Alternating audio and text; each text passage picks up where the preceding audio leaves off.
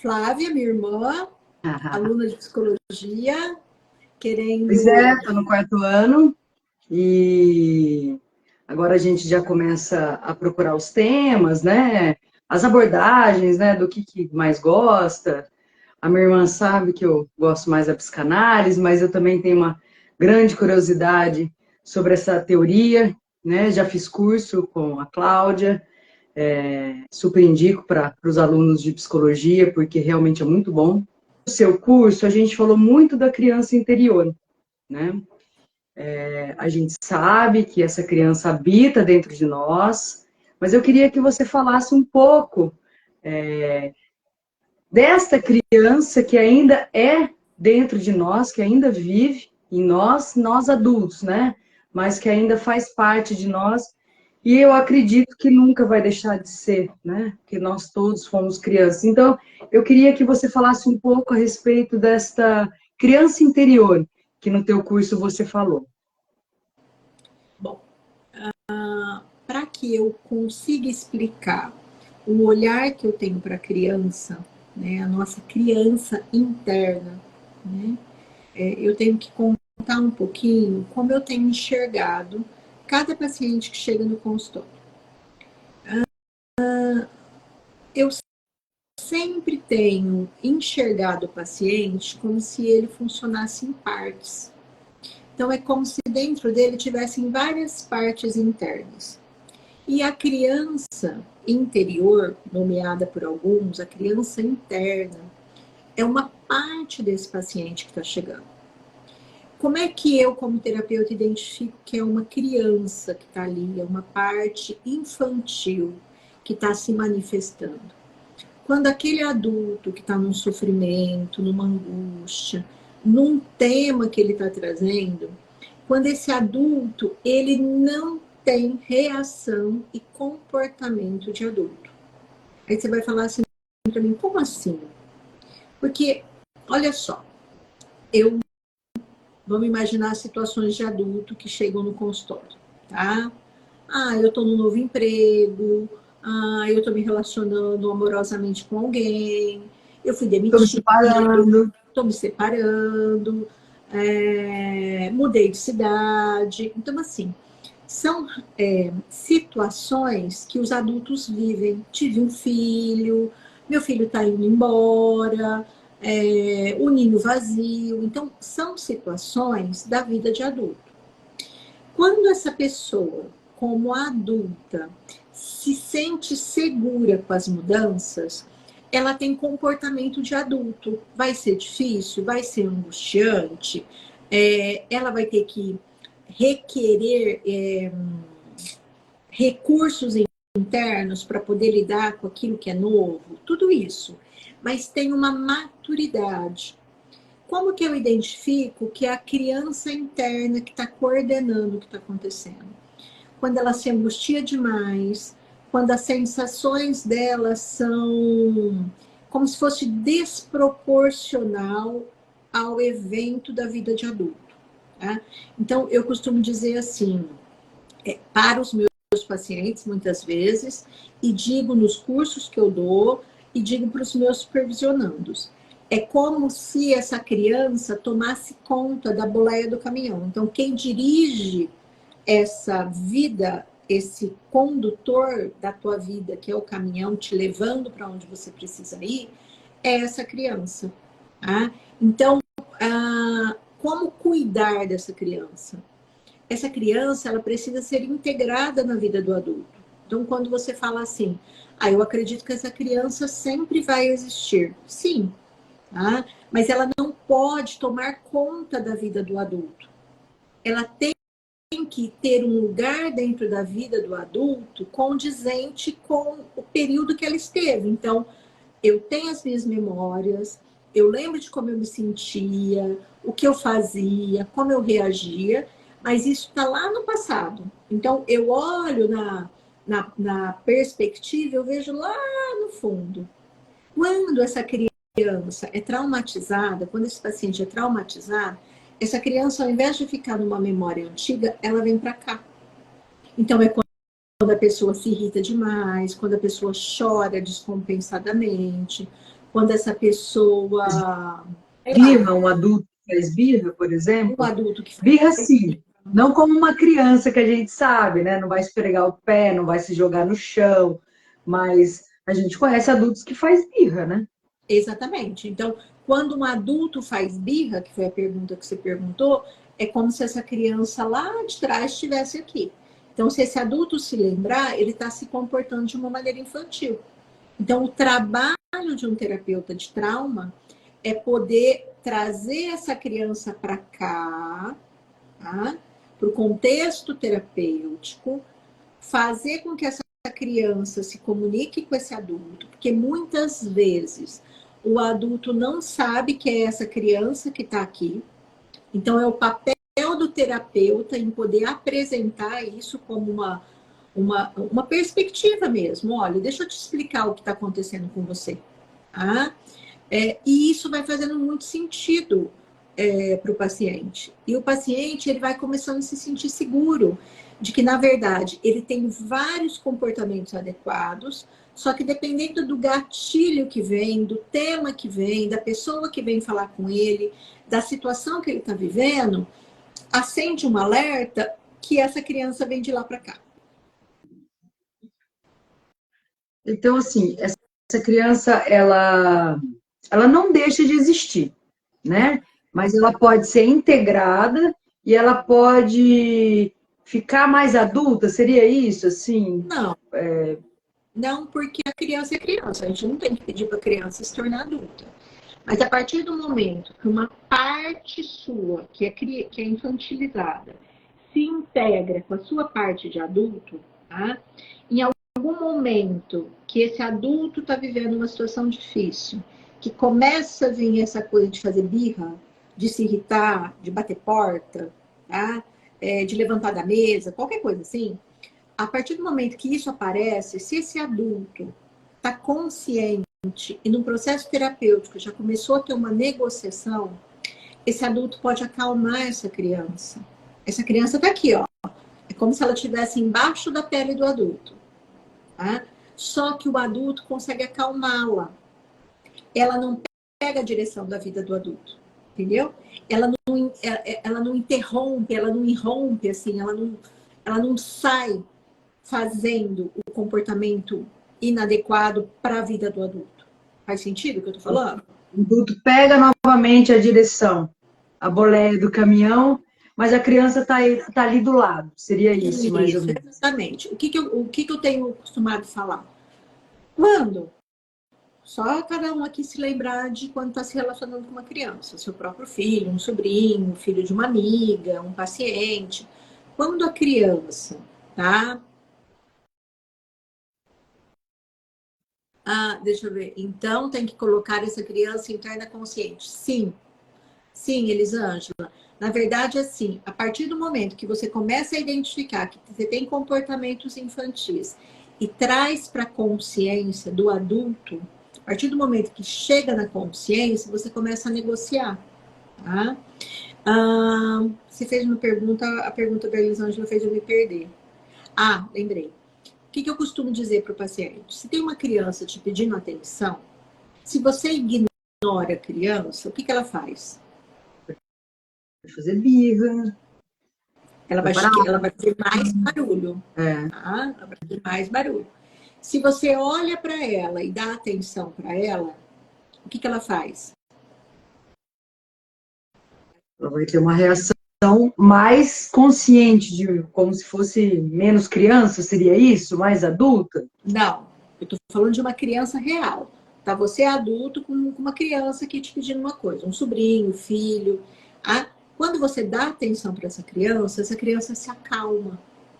Quando você olha para essa criança, fala, o que foi? O que está acontecendo? Pega ela, ou abaixa no nível dela, olha para ela, ela se acalma. A birra que ela está fazendo, a irritação que ela está fazendo, o choro que ela está tendo, ela se acalma. É isso que nós precisamos fazer com as nossas crianças internas. Se essa criança interna está se manifestando por qualquer razão, a gente não tem que tampar a boca dela e falar cala a boca. Acolher, né? A gente tem que olhar e acolher. Porque a partir do momento que eu olho e eu acolho, tá? Essa criança ela vai se acalmar. Ela sabe que ela tem, exatamente, acolher essa criança. Tá? Aí, gente, o que aconteceu? Você tá vendo? Réveillon. Olha, eu não sei o que aconteceu. Eu não apertei em lugar nenhum. Eu vi. Não sei o que aconteceu. Então, assim, imagina, tem uma criança interna aqui dentro, se manifestando, tá? Dizendo, nossa, aquela pessoa não gosta de mim. Você viu como aquela pessoa me tratou? Nossa, sei lá, uma pessoa que tem, sei lá, um aspecto mais irritada, um aspecto mais sério. E ativa em mim a coisa de que eu não sou boa o suficiente, que eu não sou adequada. E tá tudo bem aqui, essa pessoa tá me tratando bem. Ela tá acionando uma parte interna minha, possivelmente da minha infância. Então, quando eu começo a perceber, eu acalmo ela. Né? A palavra de ordem do dia é assim: tá tudo bem, fica tranquila. E aí você começa a cuidar disso no seu processo terapêutico. Joia, legal. Ah, Isso, ó, vamos acolher, exatamente. Acolher, ouvir, atender às necessidades. uma outra coisa que a gente escuta muito, né? Não só na psicologia, mas no dia a dia, assim, seria a dissociação, né? Então a gente escuta assim, aquela pessoa está desassociando, né? Disso, Então eu queria que dissociando. Eu queria que você falasse um pouco o que que é isso, né? Como é que ele acontece, e como é que a gente consegue, se nós, independente de fazer a terapia ou não, mas com a terapia eu sei que fica muito mais fácil, mas a gente tomar consciência do que é, como que acontece, como que dá para a gente evitar, né? ó, eu assisti um curso recentemente sobre dissociação da Marte. O sobrenome dela é Marte, o primeiro sobrenome eu esqueci. Que ela diz assim: todos nós dissociamos e nós não temos que enxergar a dissociação como um problema. Então, quando você fala como evitar, nós não temos que evitar, nós não precisamos evitar. Nós temos que perceber o que acontece com a gente. Alguns conseguem perceber que estão dissociando e voltam, Mas, outros não percebem, tá? E outros vão perceber só depois. Então, características de dissociação. o que que seria, né? Explica para a gente o que que seria, assim. A dissociação é um processo defensivo do psiquismo em que você está aqui, mas você não está aqui. Mas como assim? Ué, eu estou aqui com você, mas aqui dentro está acontecendo um monte de coisa. Eu estou em outro lugar. Isso é muito comum de acontecer, porque assim, lá atrás se falava muito de transtorno dissociativo, de casos muito graves, tá? Como se fosse uma despersonalização. Então, é como se são pessoas que têm uma perguntinha assim num dos questionários: você sente que você sai do teu corpo? Tá? Tem algumas pessoas que respondem que sim. Porque quando essa pessoa está muito angustiada, quando essa pessoa está, sei lá, presencia um acidente de carro, ou às vezes essa pessoa está numa relação sexual e ela foi abusada anteriormente, ela congela de tal forma que ela não sente, ela não está ali. O corpo dela está ali, mas a cabeça, a mente está em outro lugar. Tá? Então, o estado dissociativo constante, presente no dia a dia da pessoa, são pessoas que passaram por traumas muito severos. Tá? Pessoas que sofreram determinados traumas ou outras que não necessariamente sofreram traumas, elas também dissociam. Vou dar um exemplo. Nós estamos com uma guerra do outro lado do mundo. Tá? Quando a pessoa fica pensando nessa guerra o tempo todo, fica conectada com todos os acontecimentos, todas as mortes, todas as tragédias, aqui ela não aguenta. Então, ela esquece. É como se fossem caixinhas. Ela esquece. Por quê? Porque ficar lembrando aquilo o tempo todo vai gerar muito sofrimento. Mesma coisa, eu perdi alguém, tá? Eu perdi alguém, alguém muito querido faleceu. Ou eu sofri um acidente de carro. Ou eu fui abusada sexualmente. Ou eu perdi um filho. A pessoa, ela vai vivendo a vida dela como se aquilo não tivesse acontecido. Algumas pessoas falam assim, nossa, mas ela é tão forte. Tá? Por quê? Porque o psiquismo dela, para sobreviver, porque a dissociação é um aspecto, é uma defesa de sobrevivência. Seria uma defesa, então, né? Uma defesa de sobrevivência. Então, para sobreviver, tá? Eu não lembro. Muitas pessoas, por exemplo, é muito comum isso em abuso sexual, tá? Algumas pessoas vão ter essa memória ativada com 20, 25 anos. Elas passaram anos sem se lembrar. Mas onde estava essa memória? Muito bem guardada. E quando aparece, é devastador, porque a pessoa fica com aquela memória como se aquilo não fosse dela. Como se fosse uma terceira pessoa que tivesse acontecido. Então, isso é um processo dissociativo. Processo dissociativo de pessoas não traumatizadas. Tá? Sei lá, você está não conseguindo... Tá. Por exemplo, o processo dissociativo de pessoas não traumatizadas. Eu estou dirigindo, ouvindo uma música, estou lembrando de outra coisa. Eu estou lendo, aí de repente eu já li 2 páginas e eu tenho que voltar porque eu fiquei pensando em outra coisa. É um processo dissociativo também. Mas ele não te atrapalha. Ele não gera desconforto. Entende? É só estou desligada. Na verdade, Entendo. eu vou desfalar o que eu falei. A questão não é atrapalhar. Ele não está te tirando daquele lugar porque você está em perigo. Você só foi com a cabeça para outro lugar. Então, um terapeuta, ele precisa considerar todas essas questões no processo dissociativo. Deixa eu ver. Alguém está falando uma coisa aqui.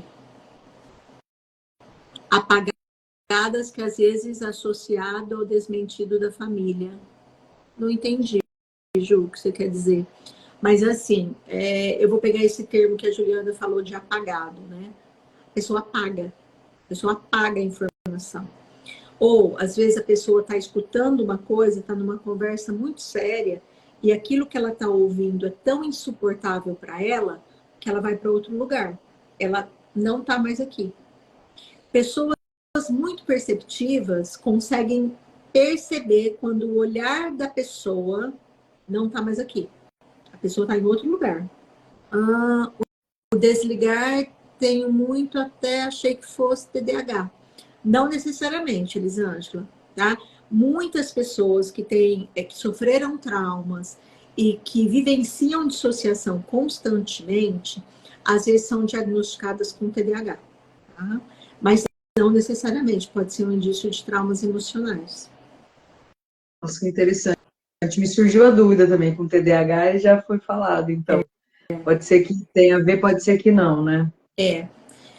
Assim, um terapeuta, quando ele tem um olhar e ele sabe as características de pacientes traumatizados, ele sempre fica de olho nisso.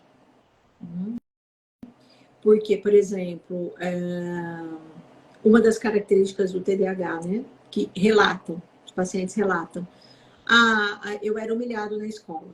Tá? Então, vamos imaginar, a pessoa tem um diagnóstico de TDAH clínico, não necessariamente que ela fez uma avaliação neuropsicológica.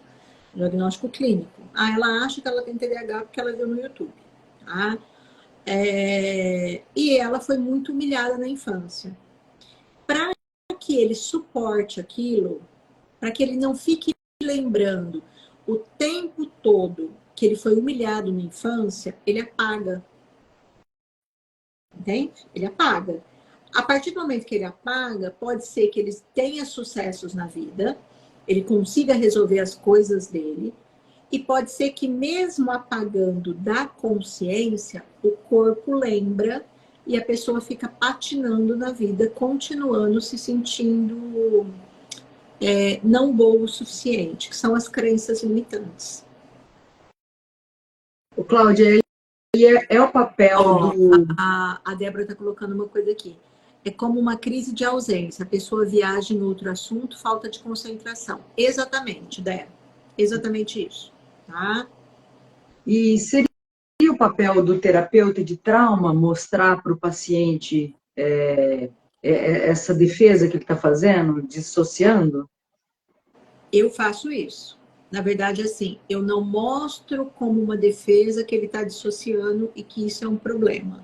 Não é assim que eu apresento para o paciente. O que eu apresento para o paciente por exemplo, eu tenho uma paciente que, quando eu proponho um reprocessamento cerebral usando o MDR, né, começa os movimentos do MDR, ela começa literalmente assim. Ela vai bocejando, ela vai ficando com sono, ela vai assim, quase como se ela estivesse alcoolizada. Ela começa assim, ó. A pessoa está fazendo por querer? Claro que não. O sistema nervoso dela está me avisando que ele está em perigo. Ele sentiu que é perigoso acessar aquilo. Então, ele apaga. Tá? Então, isso acontece. O que eu faço na intervenção enquanto terapeuta? Eu vou explicar para o paciente o que está acontecendo. E aí eu vou acolhê-lo, dizendo assim, está muito para você, vamos mais devagar. E aí, com o tempo, o próprio paciente fala, nossa, eu dissociei. Nossa, eu não estou mais aqui. Né? E às vezes, por exemplo, esses dias eu fiz um atendimento em que o paciente adulto que eu estava atendendo trouxe uma característica muito parecida com o pai dele. E ele não admira esse pai. E aí, a hora que eu fiz a relação, ele mudou de assunto. Aí, beleza, esperei mais um pouco, deu a oportunidade, eu fiz a associação de novo. Ele mudou de assunto. Aí, isso é o processo, esperei, então, de dissociação. eu Isso também é um processo. Por quê? Ele não deu conta. Tá? Não deu conta. Então, qual que é a informação que eu, terapeuta, tenho? É um tema que a gente vai ter que trabalhar e vai ter que ser com muito cuidado. Então, a dissociação não é um problema, ela é um fato. Tá? Ela acontece com todos nós, em maior intensidade ou menor intensidade. Tá? Tem aquele um que não está aqui e volta rapidamente, e tem aquele um que não está aqui e quase nunca fica aqui, ele fica mais em outro lugar. Certo. Bom, eu conheço a sua trajetória, né? Eu sei dos 30 anos de psicologia, mas nem sempre você trabalhou com a teoria polivagal, nem sempre você trabalhou como terapeuta de traumas. Isso está acontecendo nos últimos anos. Então, eu queria que você falasse um pouco como é que esta nova, não é nova teoria, seria nova teoria na sua vida, né? Mas como é que esta teoria polivagal, como é que você percebe nessa tua trajetória de 30 anos, se esses pacientes têm uma evolução maior ou mais rápida no processo terapêutico com a aplicação da teoria polivagal, né? Se você percebe uma maior eficácia com a teoria de traumas, com a terapia de traumas. Eu percebo uma eficácia, mas a eficácia não necessariamente é em menor tempo de processo terapêutico, tá? Algumas teorias de reprocessamento cerebral, que os cursos são curtos, né? Tem até uma discussão sobre isso. O MDR, o Brain Spotting, né? Que são formações muito curtas de um final de semana, 2 finais de semana, que traz técnicas muito poderosas para um terapeuta trabalhar. Ela não traz a teoria do sistema nervoso, de como o sistema nervoso funciona. A teoria polivagal, ela vai explicar como que o nervo vago funciona e como o sistema simpático funciona. Então, a teoria polivagal, ela traz uma questão de que o sistema nervoso autônomo, ele sempre vai perceber se a pessoa está em perigo ou se ela está em segurança. Tá? Aí a gente volta a falar da criança interna. Se eu, adulto, cresci me sentindo incompetente, inseguro, me sentindo que ninguém gosta de mim, várias crenças limitantes, o meu sistema nervoso autônomo, ele está em perigo. Então, eu vou ser uma pessoa que vou na vida como se eu tivesse o tempo todo assim, ó, em estado de alerta. Tá? Que ele se sente em perigo. Quando essa criança, esse adulto, enquanto criança, vivenciou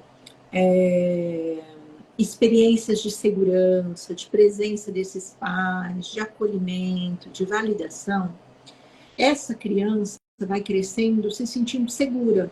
Então, se alguém faz uma coisa com ela e ela achou que a pessoa foi sem educação, ou a pessoa se irritou, ela vai ter segurança para poder falar o que aconteceu. De outro lado, se é um adulto que cresceu sem essas validações, numa família com apego inseguro, um apego desorganizado, um apego evitativo, essa pessoa ela vai se sentir em perigo. Então, quando alguém trata ela assim, ou ela vai reagir, né? Ela vai se irritar, ela vai entrar no embate, ou ela vai fugir, ou ela vai evitar. Aí nós estamos falando de um funcionamento do sistema nervoso que é o simpático, que é de luta e fuga. Só que o que a teoria polivagal traz? Vou até fazer um desenho aqui para vocês, que eu acho que é bacana. A Deb Dana, que está junto com o Stephen Porges na discussão da teoria, ela trouxe a escada autonômica. Então, imagina que aqui nós temos uma escada do nosso sistema nervoso. O sistema simpático, ele é o meio da escada, que é o luta e fuga, quando a pessoa tem energia. O nervo vago, ele é o vago ventral e o vago dorsal. Quando a pessoa se sente bem, ela está inteira, ela está tranquila, ela está segura, ela está em paz. Ela está aqui no alto da escada.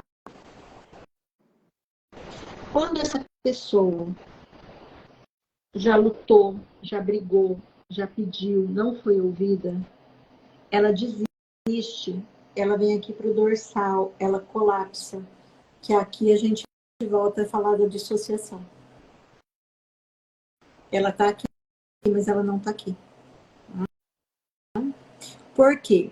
O sistema simpático dela de energia para ela brigar ou para ela fugir e evitar o conflito, ela não tem mais energia. São pessoas muito traumatizadas, que já tentaram de tudo, e aí ela entende assim, não vale a pena.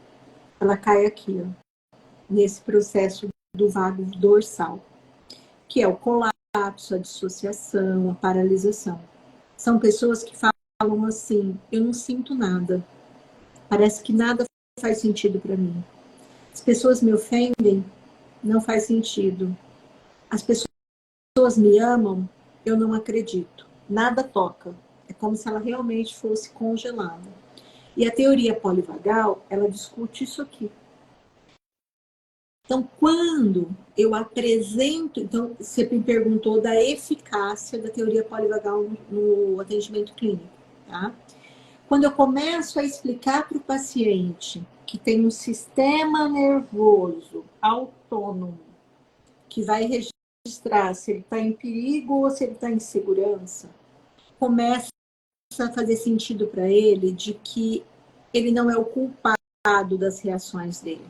Tem um sistema nervoso que o sistema nervoso, ele reage em frações de milésimos de segundos, muito antes de chegar à consciência. Então, como se houvesse uma paralisação das emoções, exatamente. O vago dorsal aqui tem um congelamento das emoções. A pessoa não sente, tá? Que é lá o processo dissociativo grave que eu falei, tá?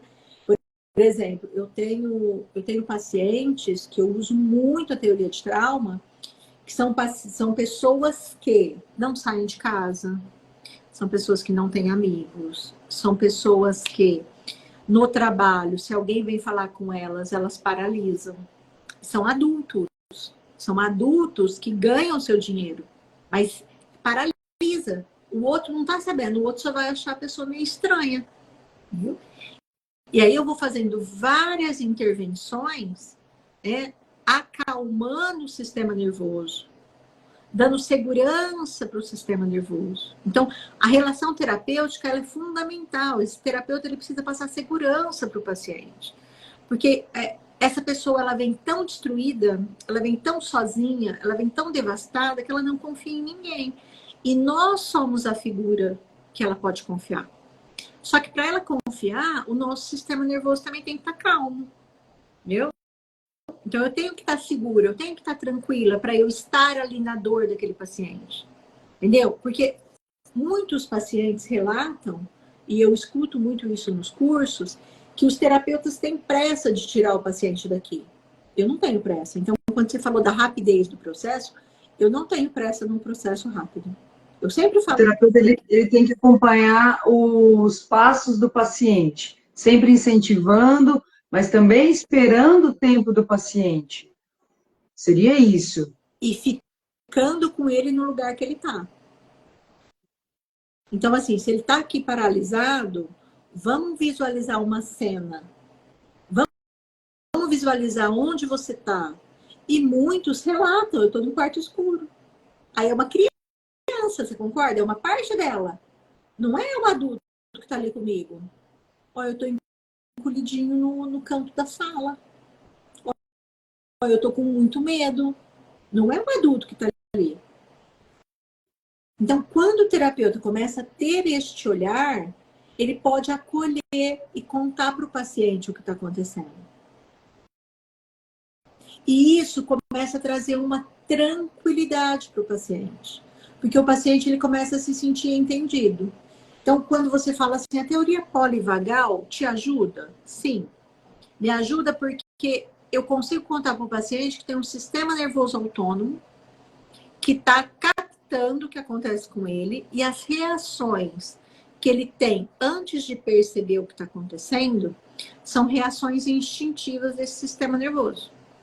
E aí eu conto para ele que nós temos que acalmar o sistema nervoso. E como que a gente acalma o sistema nervoso? As partes internas, inclusive a criança interna, precisa confiar e se acalmar. Então você percebe que é uma rede, é como se fosse uma teia de aranha tridimensional. Os pontos de todas as perguntas que você está me fazendo estão interligados. Né? Então, quando nós pensamos no tema, né, o olhar do terapeuta de trauma, e aí a gente pensou nas perguntas que são do teu interesse, nós temos que olhar assim, ó. Não é assim. Como assim? Não. Nunca assim. E poder acolher o paciente nesse processo assim. Porque muitas vezes, quando o paciente chega assim, ele acha que ele vai enlouquecer. Nós vamos acalmando. Tem uma coisa aqui, chorando aqui, muito bom. Remete à infância, né? Faz a gente lembrar de coisas, né? Então, ó, quando a Ju tá falando que tá chorando ali, ela foi ativada. Algum Ela tá gatilho. ativada pelos gatilhos dela. O que são os gatilhos? É um termo que está sendo muito usado, tá? Os gatilhos é como se fossem bombinhas, sabe bombas, mina de bomba? Que estão aqui na minha frente. E dependendo do que acontece, eu piso em uma. Se eu não tenho muita consciência do que está acontecendo, ou se meu sistema nervoso está muito ativado, eu estou pisando em bombinhas o tempo todo. Então, tudo que acontece me mobiliza demais. No processo, nós vamos desativando essas bombas. Eu sei que quando eu falo disso, parece muito abstrato, tá? Mas assim, dentro do contexto da história do paciente, quando eu vou apresentando a teoria, tá?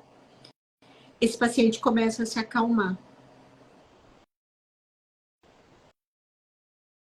E tem outra coisa, quando a gente fala de teoria polivagal. Quando o paciente começa a sair daqui, ele vai vir para o simpático, ele não vai para o ventral, ele não vai para o bem-estar. Ele vai lutar e fugir. Tá? De repente, os pacientes querem parar a terapia por fuga. Mas, assim, não é nesse sentido que eu tô falando. É no sentido de que, por exemplo, se eu entro num processo de congelamento, tá? Vamos pegar lá o bonequinho do Era do Gelo. Quando ele entra naquele congelamento, ele congela assim, ó. Então, ele tá saltando, ele congela, certo? Se eu, ser humano, tentei muito ser ouvido, ser acolhido, ser respeitado, e eu não fui, geralmente pelas nossas figuras familiares lá atrás, eu não fui, tá? Eu congelo. A hora que eu congelo, é uma parte minha que congelou. A outra tá estudando, tá casando, tá tendo filho, tá ganhando dinheiro, tá? Só que tem uma congelada. Quando você vai para o processo terapêutico e começa a olhar para isso, num processo desse descongelamento, de sair do vago dorsal, alguns processos de reprocessamento cerebral que eu faço utilizando o método Alesseia do Mário Salvador, que eu tenho estudado com o Mário Salvador, o IFS, que é o trabalho de partes, eu vou literalmente perguntando para o paciente: o que essa parte está precisando? Às vezes é um cobertor, às vezes é um soro, às vezes é uma sopa quente. A gente vai mentalmente levando. Às vezes eu fico meses com o paciente nessa cena. Meses. E aí, a hora que ele começa, ele sai daquele lugar de um soldado que voltou da guerra destruído, ele começa a ter força nas pernas, ele vai descongelar de onde ele estava. Então, se ele está chateado, se ele está bravo, se ele está irritado, ele vai ficar nesse lugar. E tá tudo bem, entendeu? Eu sempre, olha isso, você viu? Olha, eu não sei, eu não sei o que o Instagram mudou, mas não acontecia isso antes. Deve ser algum gatilho. Aí lá, não sei. Então, assim, e aí eu digo para o paciente: que bom que você está irritado. Que bom que você não quer ir nesse lugar. Você está com energia de poder dizer não. Você está com energia de poder discordar. Porque você ficou muito tempo adormecido. Então, nós, como terapeutas, nós precisamos saber da sequência dessa escada. Não dá para chegar no pico da montanha sem subir, né? Não. Dá para pegar um elevador direto, sem Não. parar nos andares. Agora, Cláudia, mas e no dia a dia? Se eu não estou uma pessoa colapsada, seriamente colapsada, no dia a dia, o ideal e o esperado de uma pessoa saudável é ela trafegar por essa escada várias vezes no dia. Vai ter... Várias vezes no dia? Tipo, nossa, eu tô super tranquila, super feliz, começo, sei lá, vou pra academia, fico bem, volto a trabalhar. Nossa, comecei a ficar cansada, irritada. Entende? Então tá, o que eu preciso fazer para me acalmar? Eu acho que se eu tomar uma água, eu vou me acalmar. Eu acho que se eu comer um chocolate, eu vou me acalmar. Eu acho que se eu der uma paradinha de meia hora no trabalho e, sei lá, fechar os olhos um pouquinho, eu vou me acalmar. Então, você vai administrando o teu sistema nervoso. Entendeu? Porque isso acontece o tempo todo. Ixi, não quero nem pensar nisso. Eu tô dissociando. Eu tô irritadiça. Entende? E no dia a dia, às vezes a pessoa tá tão irritada que ela fala, esquece. Ela fica um tempinho ali no vago dorsal. Mas não é paralisante, que ela vai ficar dias, semanas, meses e anos no vago dorsal. Entendeu? Então, essa escada autonômica do sistema nervoso, ela pode nos dar condição de nos conhecer e acalmar o nosso sistema nervoso, como adultos, que é a história de que o adulto que está na boleiazinha do caminhão. Certo. Você me fez pensar em algo no seguinte sentido, assim, o próprio nome já fala, né? Uma terapia de traumas. As pessoas, de repente, ela vai atrás de um terapeuta com foco nesse objetivo, assim, não, eu quero curar um trauma meu, né? Eu quero, sei lá, mudar tal coisa. De repente, uma pessoa foi abusada, né? E não consegue se envolver com outras pessoas. Seria algo assim, é uma terapia, como você já disse, não necessariamente é curta, né? Pode ser muito longa, de muitos anos, mas as pessoas elas vêm procurando para resolver determinados traumas. Alguns vêm, outros não, tá? Então, assim, eu tenho recebido pacientes que me procuram se identificando com aquilo que eu tenho apresentado no Instagram, no YouTube, com as teorias, né? Então, eu tenho pacientes que me procuram via rede social. Cláudia, eu gostei do que você está falando, faz muito sentido e eu quero marcar um horário. Eu tenho pacientes que chegam de colegas que não trabalham com trauma, que vêm especificamente com uma situação de trauma mesmo. Olha, uma mãe muito rígida, não sai de casa, não consegue estudar. Dirigir, né? Esses episódios, eu vou falar de traumas, a gente fala de traumas simples e traumas complexos, né? O trauma simples, eu sofri um acidente de carro, não consigo dirigir. O trauma simples, teve um evento de morte, eu não me recuperei. É um evento, tá?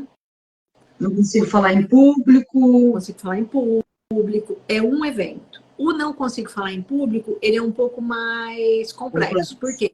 A hora que você for pesquisar e acessar as redes neurais de memória, você vai perceber que essa pessoa passou por várias situações de trauma, de bullying, de vergonha, geralmente ali no pré-primário, primeira, segunda, terceira série. As memórias costumam vir mais dali, tá? Porque quando um professor te humilha, um amigo te humilha na 8ª série, no 9º ano, e você não foi humilhado antes, você tem recursos. Agora, quando você é muito pequeno, você é muito criança, e vem um adulto e te humilha, ou um amigo que te humilha e ninguém te defende, você fica paralisado, e aí você não tem recurso para se defender, entende? Então, geralmente, os traumas, eles são mais da primeira infância. E se sabe que, por exemplo, os nossos afetos, a relação, né, da mãe com o bebê, os primeiros 2 anos dessa relação de apego, ela é extremamente importante para uma criança crescer segura, com uma mãe presente. Porque, mãe extremamente conectada, né? Estando ali presente. Que é a mãe que você está estudando o Winnicott, que esses dias uma paciente falou assim para mim: me falaram desse negócio aí de mãe suficientemente boa. Um tal de Winnicott, eu não sei quem é, não. O paciente falou para mim. Então, assim, o que é a mãe suficientemente boa, tá? Não quero entrar discutindo o Winnicott. Que é a mãe que oferece para o bebê exatamente o que ele precisa. Entende? Ela consegue acalmar esse bebê. Só que para a mãe conseguir acalmar esse bebê, essa mãe tem que estar calma. Se essa mãe está se sentindo muito atarefada com as demandas do bebê, essa mãe está dissociando. Então, ela está aqui com o bebê, mas ela não está enxergando o bebê. Ela está no celular, por exemplo, né? Não só no celular. Às vezes, ela está aqui, ela olha o bebê e ela fala: não sinto que faz parte de mim. Então, as relações, elas são muito complexas. Não tem regra. Nós, enquanto terapeutas, temos que ter a condição de poder fazer a pergunta que precisa ser feita, né? E aí a resposta que vem é qual o problema que vai gerar a resposta que traz. Entendeu? Então, voltando lá para a tua pergunta, né? Quando o paciente não me procura por questões de trauma, não conhece o meu trabalho, só me foi encaminhado, eu escuto e eu digo para o paciente como eu tenho trabalhado e qual tem sido o meu raciocínio clínico e vejo se faz sentido para o paciente. Ai, Cláudia, faz muito sentido. Ok, então nós vamos trabalhar dessa forma. Ah, Cláudia, não é o que eu estou procurando, então eu vou te reencaminhar. Por quê? Porque eu tenho trabalhado muito focado em trauma. Ah, mas tudo é trauma, Cláudia? Não necessariamente, assim. Às vezes uma criança sofreu uma humilhação na escola, tinha um amiguinho dela que sofreu a mesma humilhação. Só que um foi As amparado. reações são diferentes. Então, mas a reação é diferente por quê? Esse um que foi humilhado, ele foi amparado, ele foi validado. A mamãe e o papai ou a professora falou, fica tranquilo, vamos lá conversar com esse amiguinho, vamos ver o que aconteceu. Teve presença, teve alguém que viu o que aconteceu com ele. Validou, né? Validou o sentimento dele e amparou. Ele não ficou sozinho no abuso. Este não teve a presença de um adulto que cuidou dele, que validou. Falou, larga a mão de ser bobo, nada a ver. Ou ele foi falar, o pai e a mãe não escutou, a professora não escutou. Isso marca. É como se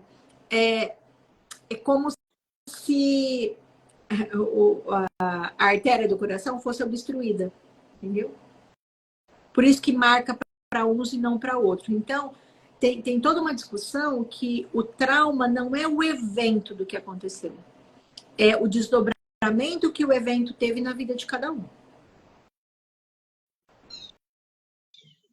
Olha, isso eu não tinha me atentado, mas faz muito sentido mesmo, né? Sim. Porque se encaixa perfeitamente. Por que para um é trauma e para outro não? Então, Pra não é o tá tudo fato em tranquilo, si, entende? né? Às Às vezes vezes, por bate o exemplo, carro e não causa o pânico de nunca mais eu conseguir dirigir, né? E ter que trabalhar isso, né? exatamente. Por que para uns é de um jeito e para outro é de outro, entende? Então, não tem regra. A questão é você, enquanto profissional, conhecer as teorias, e eu tenho muito compartilhado com o paciente, né? Eu tenho dito, olha, é essa leitura que eu estou fazendo, faz sentido? Por quê? Porque aí eu convido o paciente para ele fazer parte do processo. Entendeu? Uma outra pergunta. Como é que a terapia de trauma pode estar ajudando na compulsão alimentar, por exemplo? Lembra que eu falei das partes internas? Certo. A parte compulsiva alimentar é uma parte do paciente. Geralmente, partes compulsivas é chamada na teoria do sistema interno familiar, que é a teoria do IFS, ela é chamada de... São partes protetoras que são chamadas de firefighters, que são os bombeiros. Então, é como se a compulsão me acalma.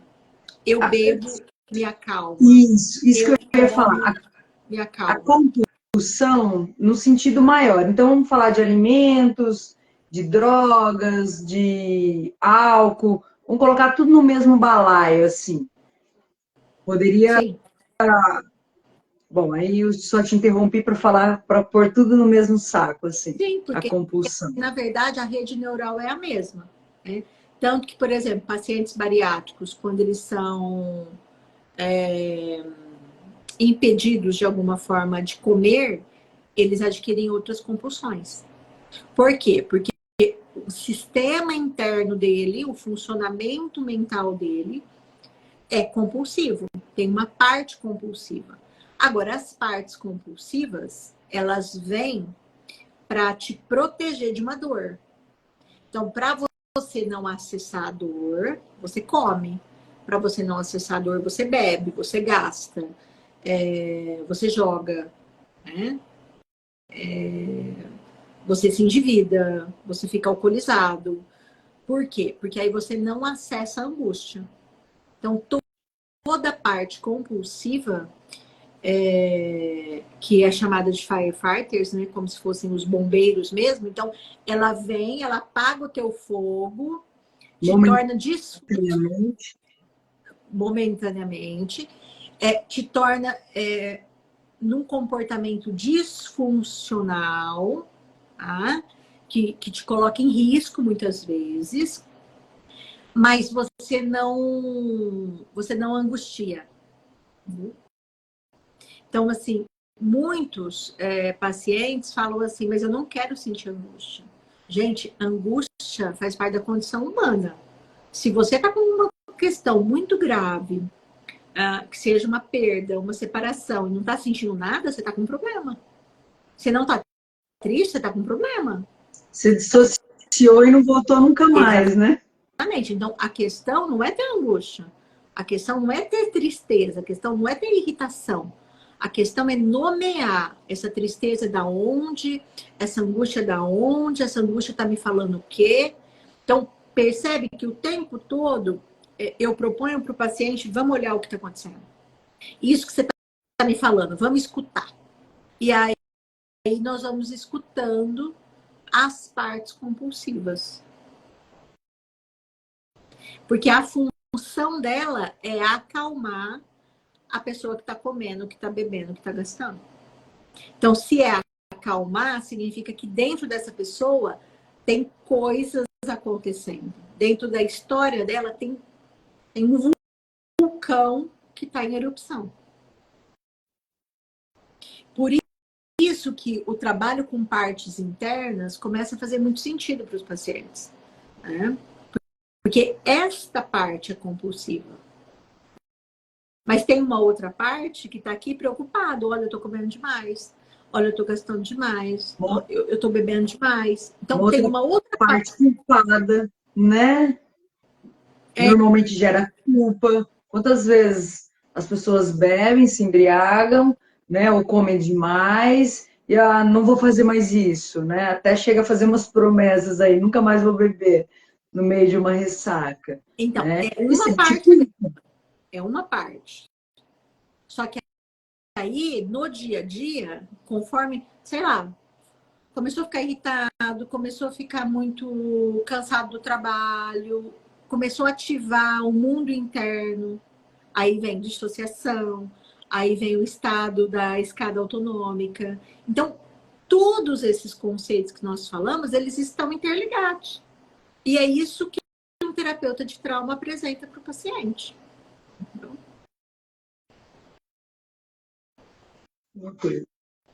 Deixa eu ver. Tá. Meu pai dizia, come para ficar forte, bater da molecada. Exatamente. E aí tem um... como fala? Tem um reforço positivo, né? De que comer era favorável. Né? Eu tenho memórias de tia que pegava minha bochecha e falava assim, ai, que linda, ai, que bochechuda. É um reforço positivo da família. Porque a comida, especificamente, ela é um ritual que acalma. Muitas famílias que não são afetivas, elas põem uma mesa vasta, ela põe doce, ela põe bolo, ela põe pão, que é uma forma de acalmar. Então, olha só, se isso acontece desde criança, o meu sistema nervoso entendeu que uma forma de me acalmar é a comida. Então, isso não começou adulto. Mesma coisa a bebida. Tanto que estudos apontam que quando um jovem começa a ter contato com a bebida após os 18 anos, ele tem menos chance de se tornar dependente dessa bebida. Porque o cérebro dele é responsável pelas compulsões, ele já está mais maduro, entende? É como se ele estivesse pronto. Então, essa pessoa, ela bebe, mas ela não precisa ficar alcoolizada para não ficar aqui no mundo aqui. Agora, quando começa antes, o cérebro não está pronto. Essa parte do cérebro responsável pelas compulsões. Então, a pessoa não tem freio. E aí, são todas as compulsões, tem este olhar, assim. É para acalmar, temporariamente, como você disse. Então, qual que é a proposta, né, num processo de terapia? Vamos escutar essa parte. O que ela está precisando? O que ela está querendo? Ela está com fome de quê? Que não é do bolo. Ela está com fome de quê? Às vezes, provavelmente não é fome da comida, né? Não. Fome da falta. Fome da falta.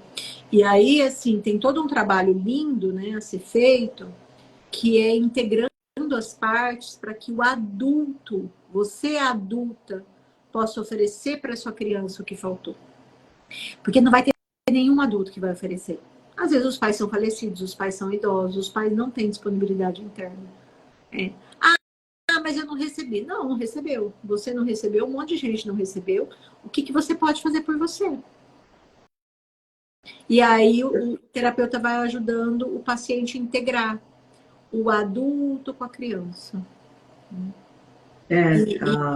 Como é que você vai exigir de alguém te dar o que ele não tem para dar, né? Isso, os terapeutas falam muito isso, né?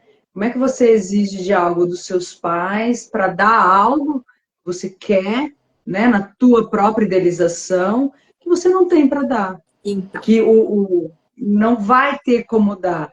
Então é a gente que tem que se haver com as nossas faltas, com as nossas angústias, para ir sentindo, e o processo terapêutico ajuda muito para ir acalmando essa parte. Né? porque na verdade, né, o adulto que incansavelmente está dizendo eu não tive, e é por isso que eu sou assim, não é o adulto falando. É a parte que toma conta da boleia falando. É essa compreensão que o terapeuta tem que ter. Porque a hora que esse paciente adulto está dizendo isso, quem está se manifestando não é o adulto. Então, qualquer coisa que o terapeuta falar, essa parte não vai ouvir. Ela precisa acalmar a parte que tem a falta. A parte que realmente acredita, gente de Deus, olha, não sei o que é. A parte que realmente acredita que negaram isso para ela e que alguém tem que dar. Não teve. E é surpreendente, né? Quando o terapeuta pergunta para o paciente o que você sente por essa parte? Por essa garotinha birrenta, por essa garotinha esfomeada. Geralmente o paciente fala, não gosto dela. Percebe a necessidade de integrar? A importância de integrar? E aí a fala do terapeuta é assim, tá, mas se você não gosta dela, você está fazendo com ela o que você me disse que a tua família inteira fez com ela. É isso que ela merece? E aí você vai colocando o paciente para pensar e vai integrando. É um trabalho lindo, né? Eu sou apaixonada. Eu estou apaixonada, né, por todas essas teorias. Que ótimo. Bom, estamos no nosso horário aqui, eu não perdi o horário de vista. No meu já são 5 horas. Bom, quero te agradecer, né? Agradecer a participação de todo mundo também, das falas, né? Obrigada por ter aceitado e pronto para outra. Não sei se de repente você quer comentar mais alguma coisa que você Não, achou necessário eu de acho falar. que o que o pessoal comentou, a gente acolheu, né? Se tiver alguma outra fala que alguém quer fazer uma pergunta específica, a gente tem aí mais uns 5 minutinhos que dá para responder. Eu quero agradecer, né, o convite. A ideia é que essas lives vão para o meu canal do YouTube em algum momento. E aí, né, me sigam, se inscrevam no canal para vocês receberem esse conteúdo. Né? Um beijo, Elisângela, é bom te ter aqui.